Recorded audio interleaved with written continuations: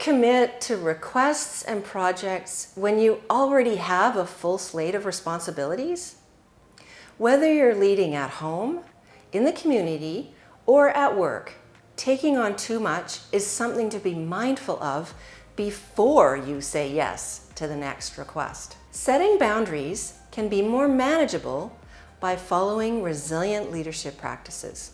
Hi, I'm Nicola Bentley, a resilience educator, facilitator, and mindfulness influencer. If you'd like to learn more about resilience and mindset, download the Daily Mindset Guide to help you get from depleted to balanced and fulfilled.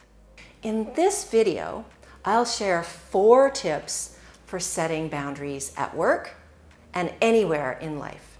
First, reframe the narrative.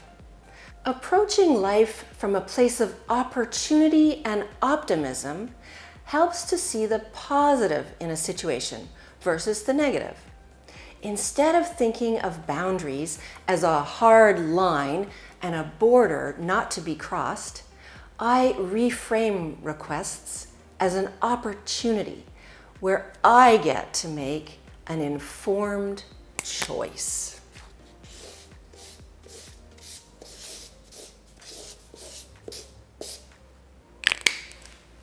Second, choice is based in values.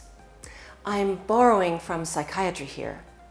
A choice point is a moment in time when we get to choose between being consistent or inconsistent with our values. So instead of guarding borders and boundaries, which puts us in a defensive role, if we assess requests and review opportunities through a filter of alignment, we have a stronger chance of choosing within our values and maintaining a balance in the commitments we take on. In personal settings, we might have values related to time for self and family that would be compromised by taking on more requests. Reminding ourselves that time each day for a walk or a workout is a non-negotiable helps us to not fill up the day with new commitments. Third, let's dive into choice in the workplace setting. If your boss requests your team take on something new when you are already up against deadlines, there are resilient leadership ways to respond.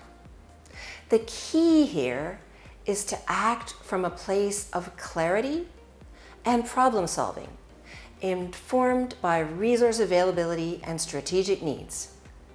When you're approached by your boss, clarify the timeline requirements for the new request and ask if the timeline has any flexibility.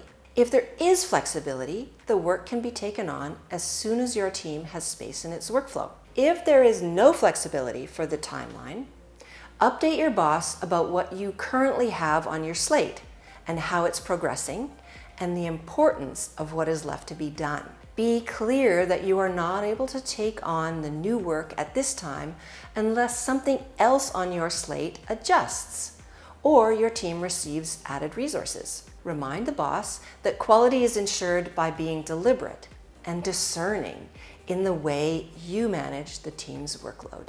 And finally, remind yourself of your well-being values. Being home each evening with family, getting to yoga class after work, not working weekends. To align with your intention to do your work well, but not at the expense of your personal time and well-being. Drawing on these resilient leadership practices can help you manage new requests, both in your community roles and at work, and help you live and lead a values-based life where you don't compromise your own well-being. If you found these tips helpful, please go to clarityworks.ca for more resilient leadership practices for living and leading with mindful wisdom.